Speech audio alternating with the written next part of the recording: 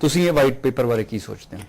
देखो ये जो वाइट पेपर हिंदुस्तान की सरकार ने कल जारी किया है ब्लैक मनी ते, मैं समझदा कि इस सरकार की इच्छा शक्ति नूं जाहिर नहीं करता कि सरकार ब्लैक मनी के मामले नूं सीरीयसली टैकल करना चाहती है। प्रोफेसर साहब ने बिल्कुल ठीक किया, बहुत देर तो इस मामले से डिबेट चल रही है। श्री अन्ना हजारे जी का आंदोलन, स्वामी रामदेव जी का आंदोलन, और उस तो पहले पिछलियां लोक सभा चोणां वेले श्री लाल कृष्ण अडवाणी जी ने इस मामले नूं बहुत तेजी नाल और बहुत ही मजबूती नाल उठाया सी। वो सारा प्रेशर होने के बावजूद भी मामला सुप्रीम कोर्ट भी चलिया। सुप्रीम कोर्ट ने भारत सरकार को कहा कि दसो तुसी की कार्रवाई कर रहे हो, की एक्शन ले रहे हो।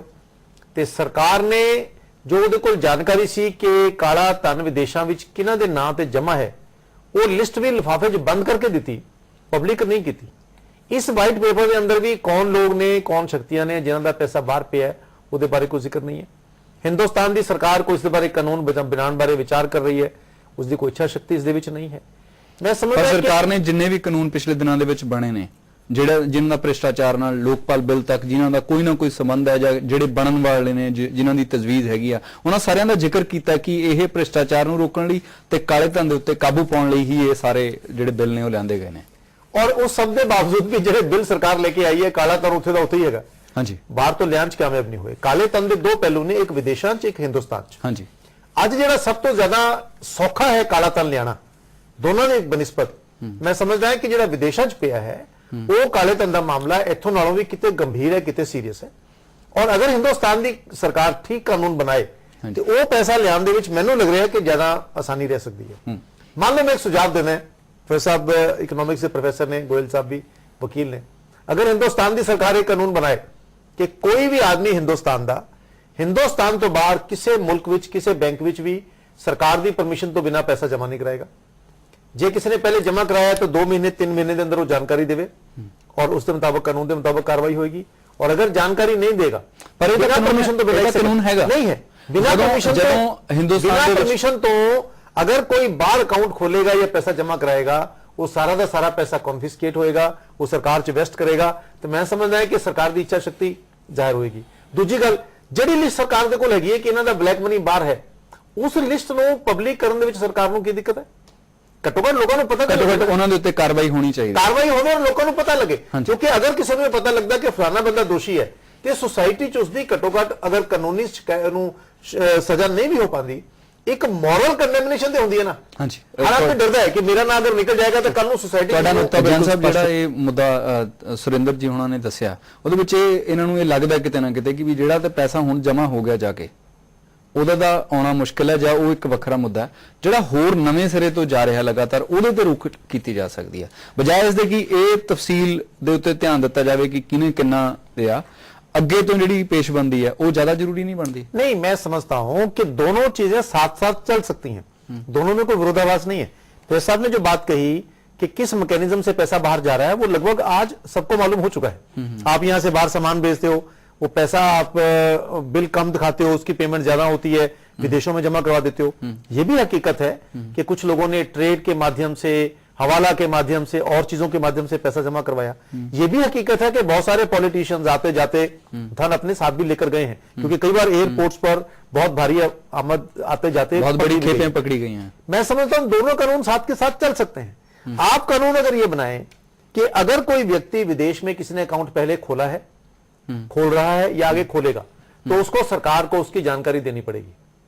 और अगर सरकार को जानकारी नहीं देगा, सरकार की जानकारी में बात कहीं से आ जाती है, तो वो सारा का सारा धन आपका कॉन्फिस्केट हो जाएगा, वो सरकार में इन्वेस्ट करेगा, उस पर उस व्यक्ति का कोई राइट नहीं रहेगा। एक इस कानून से हर उस व्यक्ति को जिसका फॉरेन में अकाउंट है हिंदुस्तानी का, सरकार को जानकारी देनी पड़ेगी। अगर वो डिस्क्लोज करेगा तो कानून के दायरे में आ गया। आपको लेकिन एक सवाल तो ये रहेगा ना कि जो विदेश में आपका खाता है उसको सरकार उसमें से पैसे, मैं ये कह रहा था, आपने जो बात कही थी कि जो पहले आ चुका है, जो अब आएगा नया, दोनों को साथ ही साथ दोनों को टैकल किया। वो नुकता बिल्कुल स्पष्ट हो गया था। आप ये कह रहे थे नंबर 2, जो वहां पर खाते खुलेंगे, खुले हैं या खुलेंगे, उनको करें। दूसरा, अगर भारत सरकार को कुछ नामों की जानकारी है जिसकी लिस्ट भारत सरकार ने सुप्रीम कोर्ट को लिफाफे में बंद करके दी है, अब ये क्यों बंद लिफाफे में दिए ये किसी की समझ में नहीं आ रहा। तीसरी बात, तो आप कह रहा है एज ए पार्टी, क्योंकि BJP is a party which is in the making, आप सरकार हम ये बनाएंगे कह रहे तो हैं कि सरकार उन सबके नाम जो भी जानकारी है उसको पब्लिक करे। नंबर 2, ये कानून बनाए भारतीय जनता पार्टी, जो भी कानून बनाएगी ब्लैक मनी को चेक करने के लिए अनकंडीशनल हम उसकी सपोर्ट करेंगे। तीसरी बात, भारत सरकार को इस बात की तो जानकारी हो गई है कि 2006 में 25,000 करोड़ के आसपास था, अब वो कालाधन विदेशों में कम होकर 10,000 करोड़ रह गया है। और भारत सरकार, मैं नहीं समझता कि इतनी नासमझ है और इतनी मेच्योर नहीं है कि ये चर्चा जब चलने लगी है कि ब्लैक धन वापस लाया जाए, तो जिनका ब्लैक मनी पड़ा है वो इतने बेवकूफ नहीं है कि वो इंतजार करेंगे भी कब कानून बने और उनका पैसा जब्त हो जाए। वो तो सारे अपना पैसा 15,000 करोड़ के करीब तो विड्रॉ हो चुका है, बाकी 10,000 करोड़ साल 2 साल में विड्रॉ हो जाएगा। और फिर सरकार चोर भाग गया, चोर चोर चोर करके उसके पीछे भागेगी कि हमने तो कोशिश की पकड़ने की, वो पकड़ा नहीं गया। मैं एक पॉइंट कहकर बात समाप्त कर रहा हूं, इस सरकार में अगर इच्छा शक्ति हो तो ब्लैक मनी को वापस लाना रोकना कोई प्रॉब्लम नहीं है। ਜੈਨ ਸਾਹਿਬ, ਜਿਹੜਾ ਇਹ ਮਸਲਾ ਹੈ ਖਾਸ ਤੌਰ ਤੇ ਮੁਲਕ ਦੇ ਅੰਦਰ ਜਿਹੜਾ ਕਾਲੇ ਧਨ ਦਾ ਬਿਜ਼ਨਸ ਹੈ, ਜਿਵੇਂ ਮਤਲਬ ਵੱਖਰੇ ਵੱਖਰੇ ਦੋ ਖਾਤੇ ਬਣਾ ਕੇ ਰੱਖਣੇ, ਇੱਕ ਨੰਬਰ ਦਾ, ਇੱਕ 2 ਨੰਬਰ ਦਾ, ਉਹਨਾਂ ਸਾਰੇ ਮੁੱਦਿਆਂ ਦੇ ਉੱਤੇ ਕਿਸ ਕਿਸਮ ਦੀ ਕਾਨੂੰਨੀ ਪੇਸ਼ਬੰਦੀ ਹੋ ਸਕਦੀ ਹੈ? ਮੇਰੀ ਉਹਦੇ ਬਾਰੇ ਸਾਡੀ ਪਾਰਟੀ ਦਾ ਔਰ ਮੇਰਾ ਪਰਸਨਲ ਤੌਰ ਤੇ ਵੀ ਜਾਤੀ 3-4 ਸੁਝਾਅ ਨੇ ਜਿਸ ਬਾਰੇ ਸਰਕਾਰ ਨੂੰ ਕੰਮ ਕਰਨਾ ਪਏਗਾ। ਸਭ ਤੋਂ ਪਹਿਲੀ ਗੱਲ ਤਾਂ ਉਹੀ ਜੋ ਮੈਂ ਪਹਿਲੇ ਗੱਲ ਕਹੀ ਹੈ ਕਿ ਜੋ ਪੋਲੀਟੀਕਲ ਲੀਡਰਸ਼ਿਪ ਹੈ ਉਹ ਅਗਰ ਇੱਛਾ ਸ਼ਕਤੀ ਦਿਖਾਏਗੀ, ਖੁਦ ਇਮਾਨਦਾਰੀ ਨਾਲ ਕੰਮ ਕਰੇਗੀ ਤੇ ਹੌਲੀ ਹੌਲੀ ਲੋਕ ਇਮਾਨਦਾਰੀ ਨਾਲ ਕੰਮ ਕਰਨਾ ਪਸੰਦ ਕਰਦੇ ਨੇ। 3-4 ਕੇਸ ਬੜੇ ਪ੍ਰੋਮਿਨੈਂਟ ਹੋਏ ਨੇ। ਹੁਣੇ ਝਾਰਖੰਡ ਦੇ ਵਿੱਚ ਰਾਜ ਸਭਾ ਦੀ ਵੋਟਾਂ ਵੇਲੇ ਪੈਸੇ ਲੈਣ ਦਾ ਮਾਮਲਾ ਆਇਆ, ਐਮਐਲਏ ਪੈਸੇ ਲੈ ਰਹੇ ਨੇ, ਜਿਹੜੇ ਐਮਪੀ ਬਣ ਰਹੇ ਨੇ ਰਾਜ ਸਭਾ ਦੇ ਉਹ ਪੈਸੇ ਦੇ ਰਹੇ ਨੇ। ਝਾਰਖੰਡ ਮੁਕਤੀ ਮੋਰਚਾ ਦੇ ਔਰ ਕੁਝ ਹੋਰ ਪਾਰਟੀਆਂ ਦੇ 7-8 ਐਮਪੀਸ, ਉਹਨਾਂ ਦੇ ਬਾਰੇ ਸੁਪਰੀਮ ਕੋਰਟ ਤੱਕ ਇਹ ਸਾਬਤ ਹੋ ਗਿਆ ਕਿ ਉਹਨਾਂ ਨੇ ਵੋਟ ਪਾਉਣ ਵਾਸਤੇ 40-40 ਲੱਖ ਰੁਪਏ ਲਿੱਤਾ। ਲੇਕਿਨ ਸੁਪਰੀਮ ਕੋਰਟ ਨੇ ਇਹ ਕਹਿ ਕੇ ਬਰੀ ਕਰਤਾ ਕਿ ਕਿਉਂਕਿ ਇਹ ਪੈਸਾ ਇਹਨਾਂ ਨੇ ਲੋਕ ਸਭਾ 'ਚ ਵੋਟ ਪਾਉਣ ਵਾਸਤੇ ਲਿੱਤਾ ਸੀ ਔਰ ਲੋਕ ਸਭਾ 'ਚ ਵੋਟ ਪਾਣਾ ਜਾਂ ਕੋਈ ਵੀ ਬੋਲਣਾ, ਕੋਈ ਵੀ ਕੰਮ ਕਰਨਾ ਕਾਨੂੰਨ ਦੇ ਦਾਇਰੇ ਤੋਂ ਬਾਹਰ ਹੈ, ਇਸ ਕਰਕੇ ਅਸੀਂ ਇਹਨਾਂ ਨੂੰ ਬਰੀ ਕਰ ਰਹੇ ਹਾਂ। ਮੈਂ ਵਕੀਲ ਹੋਣ ਦੇ ਨਾਤੇ ਮਹਿਸੂਸ ਕਰਦਾ ਕਿ ਕਦੋਂ ਉਹ ਦਿਨ ਆਵੇ ਕਿ ਸੁਪਰੀਮ ਕੋਰਟ ਦਾ ਫੈਸਲਾ ਸੁਪਰੀਮ ਕੋਰਟ ਖੁਦ ਹੀ ਇਹਨੂੰ ਬਦਲੇ ਕਿ ਗਲਤ ਫੈਸਲਾ ਸੀ। ਤੀਸਰੀ ਗੱਲ, ਜਿਹੜੀ ਪਹਿਲੀ ਗੱਲ ਮੈਂ ਜਿਹੜੀ ਕਹਿ ਰਿਹਾ ਕਿ ਉੱਪਰੋਂ ਪੋਲੀਟੀਕਲ ਲੀਡਰਸ਼ਿਪ ਨੂੰ ਇਮਾਨਦਾਰੀ ਦਾ ਸਬੂਤ ਦੇਣਾ ਪਏਗਾ ਮਾਮਲੇ ਨੂੰ ਟੈਕਲ ਕਰਨ ਵਾਸਤੇ। ਇਲੈਕਸ਼ਨਾਂ ਦੇ ਅੰਦਰ ਪਰ ਜੈਨ ਸਾਹਿਬ, ਜਿਹੜੀ ਜਿਸ ਹਾਲਾਤ ਦੇ ਵਿੱਚ ਅਸੀਂ ਇਸ ਵੇਲੇ ਹੈਗੇ ਆ, ਉਹਦੀ ਬਹੁਤ ਸਾਰੀ ਜ਼ਿੰਮੇਵਾਰੀ ਜਿਹੜੀ ਸਾਡੀ ਸਿਆਸੀ ਜਮਾਤ ਆ ਉਹਦੇ ਸਿਰ ਤੇ ਪੈਂਦੀ ਹੈ।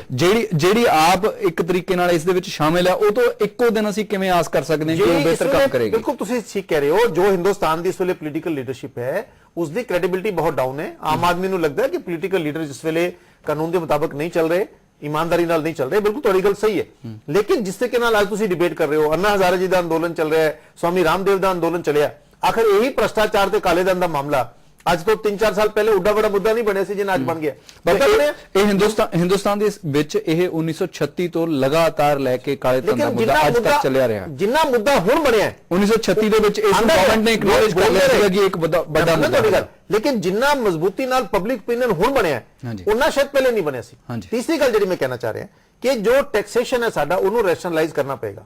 ਅਗਰ ਹਿੰਦੁਸਤਾਨ ਦੀ ਸਰਕਾਰ ਇਹ ਸੋਚੇ कि जो बंदा 100 रुपए कमा रहा है ਉਹਦੇ ਚੋਂ 35 रुपए टैक्स दे देगा सरकार ਨੂੰ, ਤੇ ਇਹ ਇੱਕ ਆਪਣੇ ਆਪ ਚ ਅਨਰੀਅਲਿਸਟਿਕ ਚੀਜ਼ ਹੈ। ਟੈਕਸੇਸ਼ਨ ਨੂੰ ਸਰਲੀਕਰਨ ਕਰੋ ਜਿਸ ਦੇ ਨਾਲ ਆਮ ਆਦਮੀ ਟੈਕਸ ਦੇਣ ਵਾਸਤੇ 100 ਰੁਪਏ ਦੇ ਉੱਤੇ 35 ਰੁਪਏ ਤੱਕ ਕਿਤੇ ਟੈਕਸ ਨਹੀਂ ਲੱਗਿਆ। 35% ਵੀ ਕਈ ਜਗ੍ਹਾ ਹੈ। ਉਹ ਜਦੋਂ ਆਮਦਨ ਬਹੁਤ ਜ਼ਿਆਦਾ ਵੱਧ ਜਾਂਦੀ ਹੈ, ਲਿਮਿਟ ਹੋ ਕੇ ਜਾ ਕੇ 10 ਲੱਖ ਤੋਂ ਉੱਤੇ ਹੈ, ਜਿਸ ਦੀ 10 ਲੱਖ ਦੀ ਇਨਕਮ ਹੈ 3.5 ਲੱਖ ਅਗਰ ਸਰਕਾਰ ਉਸ ਤੋਂ ਟੈਕਸ ਲੈਣਾ ਚਾਹੇਗੀ, ਉਸ ਦੀ ਕੋਸ਼ਿਸ਼ ਹੋਏਗੀ ਕਿ ਮੈਂ ਫਿਰ ਘੱਟ ਹੀ ਸ਼ੋ ਕਰਾਂ, ਤਾਂ ਟੈਕਸ ਵੀ ਬਚਾਏਗਾ, ਬਲੈਕ ਮਨੀ ਵੀ ਬਚਾਏਗਾ। ਚੌਥੀ ਗੱਲ ਜਿਹੜੀ ਹੈ ਮੈਂ ਜਿਹੜੀ ਪਹਿਲੇ ਵੀ ਕਹਿ ਕੇ ਹਟਿਆ, ਜਿਵੇਂ ਇਹਨਾਂ ਨੇ ਗੱਲ ਕਹੀ ਹੈ ਰੀਅਲ ਐਸਟੇਟ ਹੈ, ਉਸ ਦੇ ਵਿੱਚ ਇਨਵੈਸਟਮੈਂਟ ਹੋ ਰਹੀ ਹੈ। ਮੈਂ ਤੁਹਾਨੂੰ ਛੋਟੀ ਜਿਹੀ ਗੱਲ ਦੱਸ ਰਿਹਾ, ਮੈਨੂੰ ਯਾਦ ਹੈ ਇੱਕ ਵੇਲੇ ਚੰਡੀਗੜ੍ਹ ਦੇ ਵਿੱਚ ਆਕਸ਼ਨ ਹੋਈ ਪ੍ਰਾਪਰਟੀਜ਼ ਦੀ। ਇੱਕ ਕਨਾਲ ਦੀ ਕੋਠੀ ਦੀ ਕੀਮਤ 6 ਕਰੋੜ 7 ਕਰੋੜ ਤੱਕ ਆਕਸ਼ਨ ਹੋ ਗਈ। ਸਾਰੀ ਚੰਡੀਗੜ੍ਹ ਦੀਆਂ ਪ੍ਰਾਈਸਿਸ ਵਧ ਗਈਆਂ। 2-3 ਮਹੀਨੇ 4 ਮਹੀਨੇ ਤੋਂ ਬਾਅਦ ਮੈਂ ਕਈ ਅਫਸਰਸ ਨੂੰ ਪੁੱਛਿਆ, ਉਹਨਾਂ ਨੇ ਕਿਹਾ ਜੀ ਕੀ ਹੋਇਆ ਕਿ ਕੁਝ ਲੋਕਾਂ ਨੇ ਪੂਲ ਕਰਕੇ ਇਹ ਡਿਸਾਈਡ ਕੀਤਾ ਕਿ ਪ੍ਰਾਈਸ ਵਧਾਓ। ਉਹਨਾਂ ਨੇ ਆਕਸ਼ਨ ਚੋਂ ਪ੍ਰਾਪਰਟੀ ਲੈ ਲਈ, 10% ਮਹੀਨੇ ਤੋਂ ਬਾਅਦ 2 ਮਹੀਨੇ ਬਾਅਦ ਕਨਫਿਗਰ ਕਰਵਾ ਕੇ ਉਹ ਪ੍ਰਾਪਰਟੀ ਛੱਡ ਦਿੱਤੀ, ਤੇ ਜਿਹੜੇ ਉਹਨਾਂ ਦੇ ਖਾਲੀ ਪਲਾਟ ਪਏ ਸਨ 5 ਲੱਖ ਦੇ 10 ਲੱਖ ਵਾਲੇ ਉਹ 2-2 ਉਹਨਾਂ ਦੀ ਕੀਮਤ ਵਧ ਗਈ ਹੈ। ਇਹਨਾਂ ਚੀਜ਼ਾਂ ਤੇ ਸਰਕਾਰ ਕਾਰਵਾਈ ਕਿਉਂ ਨਹੀਂ ਕਰਦੀ? ਜਿਹੜੇ ਲੋਕ ਬਲੈਕ ਮਨੀ ਰੱਖੇ ਹੋਏ ਨੇ ਕਿਉਂ ਨਹੀਂ ਪਤਾ ਹੈਗਾ?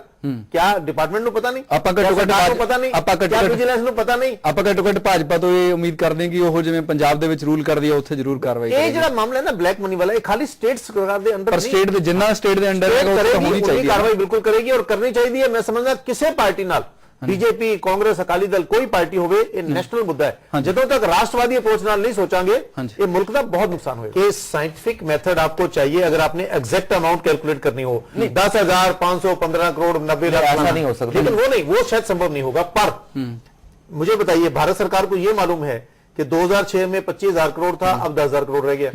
भारत सरकार को ये मालूम है वो तो एक बैंक की बात की मैं कह रहा हूं ना, एक बैंक का मालूम है। वो तो सिर्फ मैं ये वही बात बैंक में मानने जोड़े के बाद बंदे- नहीं हूं। मैं पब्लिक लाइफ में हूं, एडवोकेट हूं, लोकसभा में रहा हाँ हूं, जी। मैं ये बात नहीं मान सकता कि भारत सरकार की raw intelligence agencies, revenue intelligence, taxation की इंटेलिजेंस, सारी जानकारियां सरकार के पास हैं। हिंदुस्तान में कितनी ब्लैक मनी है लगभग उसकी भी जानकारी है, विदेशों में कितनी है उसकी भी जानकारी है। अगर सरकार एक्शन लेना चाहे, सुप्रीम कोर्ट ने एक नोटिस दिया, भारत सरकार ने सुप्रीम कोर्ट को बताया कि हमारे मुताबिक बंद लिफाफे में इतने लोगों के पास ब्लैक मनी है। हाँ जी। ये कहां से आ गई? बिना साइंटिफिक आ गई। जैन साहब, जेडी सरकार तुसी अगर गल कर- एक्शन लेना चाहे तो कोई दिक्कत नहीं है। अगर इच्छा शक्ति हो तो कार्रवाई हो सकती है, अगर इच्छा शक्ति नहीं है तो मैं ना मानू करती रहिए। ਜਾਨ ਸਾਹਿਬ ਜਿਹੜੀ ਤੁਸੀਂ ਗੱਲ ਕਹੀ ਹੈ ਉਹਦੇ ਨਾਲ ਇੱਕ ਗੱਲ ਤੇ ਬਿਲਕੁਲ ਸਪਸ਼ਟ ਹੋ ਗਈ ਕਿ ਸਰਕਾਰ ਦੇ ਉਹ ਅਦਾਰੇ ਜਿਨ੍ਹਾਂ ਨੇ ਇਹ ਸਾਰੇ ਕਾਲੇ ਧੰਦੇ ਉੱਤੇ ਨੱਥ ਪਾਉਣੀ ਸੀ ਉਹਨਾਂ ਦੀ ਨਾਕਾਮਯਾਬੀ ਬਿਲਕੁਲ ਗਵਾਹੀ ਭਰਦਾ ਵਾਈਟ ਪੇਪਰ ਤੇ ਜਿਹੜੀ ਤੁਸੀਂ ਗੱਲ ਕਰ ਰਹੇ ਹੋ ਕਿ ਜਾਣਕਾਰੀ ਦੀ लीडरशिप की मैं ऑफिसर्स को ब्लेम नहीं करता। अगर हिंदुस्तान का प्राइम मिनिस्टर कल बुलाकर सारी एजेंसीज को कहे कि मुझे 24 घंटे में पूरी इंफॉर्मेशन दो, किस किस का ब्लैक मनी कहां है, 24 घंटे में वो एजेंसी ਤੇ ਉਹਨਾਂ ਦੀ ਜਿਹੜੀ ਸੰਜੀਦਗੀ ਆ ਉਹ ਸਵਾਲ ਦੇ ਘੇਰੇ 'ਚ ਹੈ। फेलर ऑफिसर्स की नहीं है, फेलर पॉलिटिकल लीडरशिप की है।